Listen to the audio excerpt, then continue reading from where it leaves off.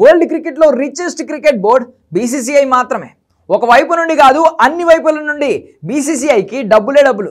Team India title sponsor నుండి IPL broadcasting rights వరకు కాసుల పంట పండుతోంది. మరి ముఖ్యంగా ఐపీఎల్ వచ్చిన తర్వాత బీసీసీఐ ఆదాయం ఎప్పటికప్పుడు పెరుగుతూ పోతోంది. అందుకే భారత క్రికెట్ బోర్డుకు ఐపీఎల్ను బంగారు బాతుగా అభివర్ణిస్తూ ఉంటారు.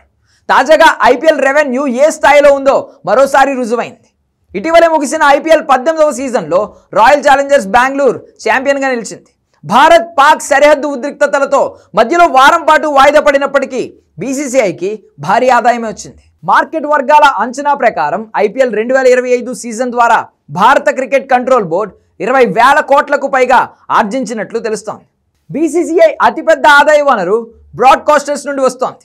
5 ఏళ్లకు గాను ఐపీఎల్ మ్యాచ్లను ప్రత్యక్ష ప్రసారం చేసేందుకు స్టార్ స్పోర్ట్స్, వయాకామ్ 18 కలిసి బీసీసీఐకి చెల్లించే మొత్తం అక్షరాల 48,390 కోట్లు. అంటే ఏడాదికి బీసీసీఐకి ఐపీఎల్ మ్యాచ్లను టెలికాస్ట్ చేసే ఛానల్స్ నుండి 9,678 కోట్లు వస్తోంది. ఓవర్సీస్లో ప్రసార హక్కులు, నాన్ ఎక్స్క్లూజివ్ డిజిటల్ రైట్స్ కింద మరో 862 కోట్లు వస్తాయి. అంటే బీసీసీఐకి ఒక టెలికాస్ట్ రైట్స్ ద్వారానే ప్రతి సీజన్కు 10,540 కోట్ల ఆదాయం వస్తుంది. ఇక ఐపీఎల్ ప్రధాన స్పాన్సర్ అయిన టాటా ప్రతి సీజన్కు 500 కోట్లను చెల్లించనుంది. ఇవి కాకుండా ఐపీఎల్ అఫీషియల్ స్పాన్సర్స్ అయిన మై 11 సర్కిల్, రూపే, ఏంజల్ వన్ల నుండి స్ట్రాటజిక్ టైమ్అవుట్ స్పాన్సర్ సియాట్ నుండి కూడా ఆదాయం వస్తుంది. Official umpire partner Wonder Cement, orange, purple cap partner Aramco నుండి బీసీసీఐకి డబ్బులు వస్తాయి. ఇవి కాకుండా ప్రతి జట్టు కూడా సీజన్కు 12.5% లైసెన్స్ ఫీజును బీసీసీఐకి చెల్లిస్తాయి.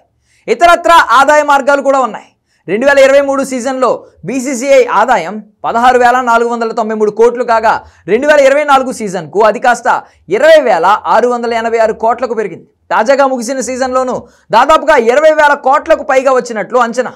ఇదిలా ఉంటే బీసీసీఐ తన ఆదాయం నుండి ప్రతి జట్టుకు 425 కోట్లను చెల్లిస్తోంది. దాంతోపాటు వారి స్థానాలను బట్టి మరింత డబ్బును చెల్లిస్తోంది.